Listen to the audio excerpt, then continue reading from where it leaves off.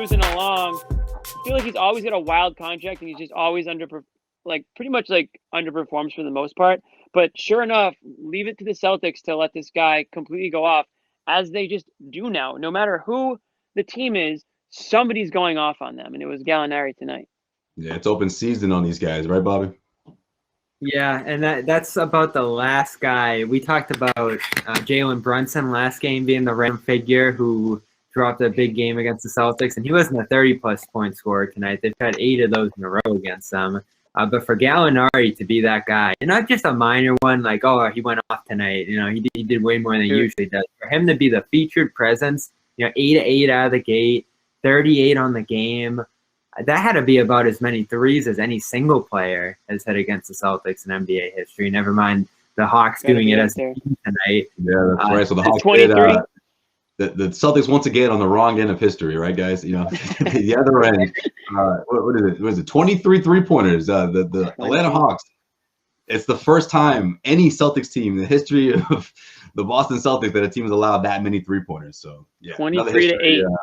Celtics, this team again in the history books for the wrong reasons. Yeah, see, this is what I want. Good call here. Bobby is controlling the comments tonight. Okay, we're gonna let you guys run the show here for a good portion of it, right? A lot of comments here. We're gonna get you guys through this, all right? This is gonna be therapeutic for everyone, all right? Yeah, keep just it clean. Just pretend you're on your therapist couch with your feet up, all right? You were here to vent, all right? Let it all out. Get it all out before you go to bed. You can't go to bed, angry, right? Get it all out. If Bobby's your therapist, he's actually probably a good therapist. He's going to tell you that everything's going to be fine. It's going to be okay. I know, right? They're going to go make go make a gigantic trade and, fix everything. And there's, all this stuff. Wrong. This team, and I said this yesterday. Wrong. I said this yesterday. You're probably not good enough to even make a trade and contend.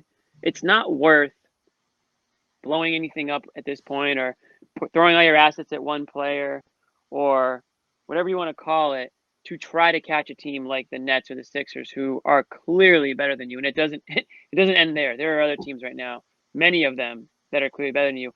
I'm not even sure where they are in this. Are they officially out of the playoffs picture at this moment, or is it? I know they're down the line. They're down to 7 with the Knicks, so they're tied for 7th with the Knicks. They're like one loss away from being on the outside looking in. Not that the playoffs are starting tomorrow, but it just goes to show you where they are.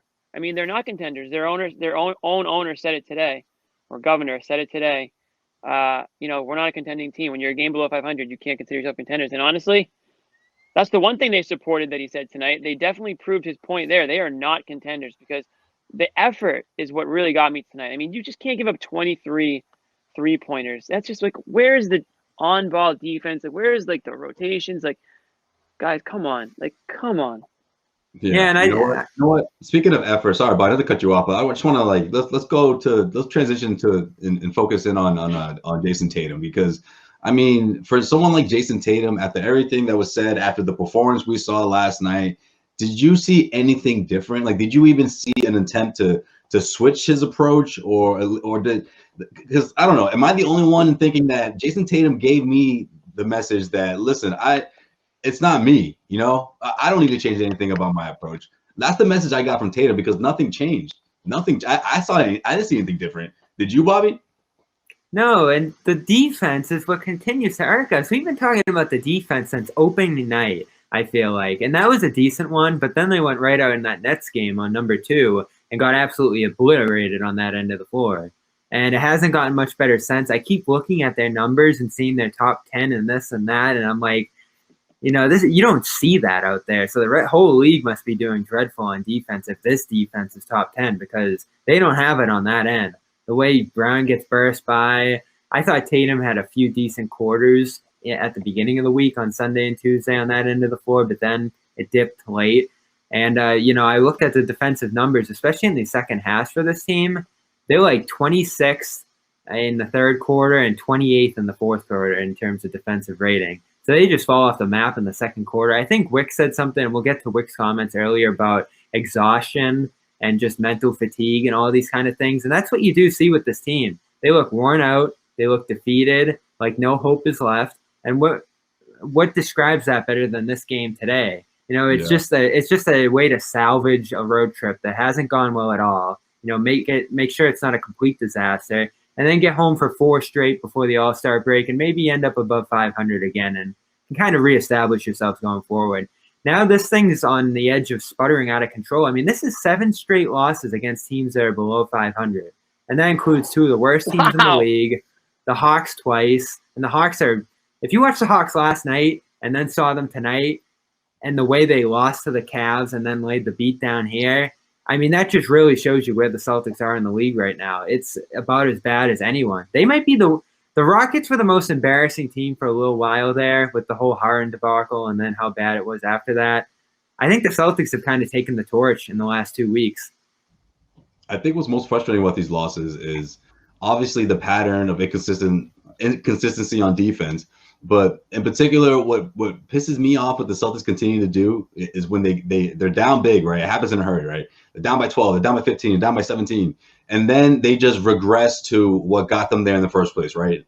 Poor ball movement, jacking up shots, 6-7 seconds of the shot clock, their approach is as almost as if it's only 2 minutes left in the game, whereas it's still the first or second quarter. Like I saw the exact same thing that we saw last night, that we saw the game before that, where they come out looking great, the ball's moving. Scott Brady mentions it, it's the same thing all over again. Oh man, they're really, everyone's, you could tell the point of emphasis is, they're really spraying the ball tonight. This is gonna be a different game, Mike. Let me tell you. And then 5 minutes later, they're right back into their old patterns because it's a 12-point deficit and they're freaking out. It's like the world's going to end in that first quarter. And they continue to do it over and over again. So is this a confidence thing? Because at this point, I mean, obviously their confidence is really low, but is it to the point where it's like through the stretch of the game, they're just not mentally tough enough to withstand those droughts? Or is it just these guys just need a break and they're already looking at the All-Star break and thinking, man, can it come next week? Because we're done. We need a break. I think you nailed a lot of those things. I mean, when I look at this specific Celtics team, I can't think of one solid, really good attribute that stands out about them. Like you said, they lack confidence, they lack an identity, they sure as hell lack toughness. I mean, we saw a little bit of life late in that fourth quarter against the Mavericks. Came up short. Luka hit those 2 nasty threes. Other than that, though, I've seen little, fight like that recently. We obviously saw none of that tonight. This was a scheduled loss for them. I mean, they came into this game thinking L, and it was just an L. And you know what? At this point, Jimmy, the schedule is a scheduled loss. Like the whole thing, the whole schedule. Bobby, how about Brad before this one, right? When they're talking about the new schedule, he's just like, what do you? I don't know who asked him, but what do you think about the second half of the schedule came out? And he's just like, we play every other day, whoever we play against, it doesn't even matter, okay? It's an L. It doesn't matter anymore. It's just I got Trae Young to deal with again. I don't care about who we're playing in 2 weeks. I need to win. This team needs to win now, and we can't stop Trae. We can't stop, Zion. You name it. Any of the opposing team's best player had a field day against us. And that's the thing about Brad.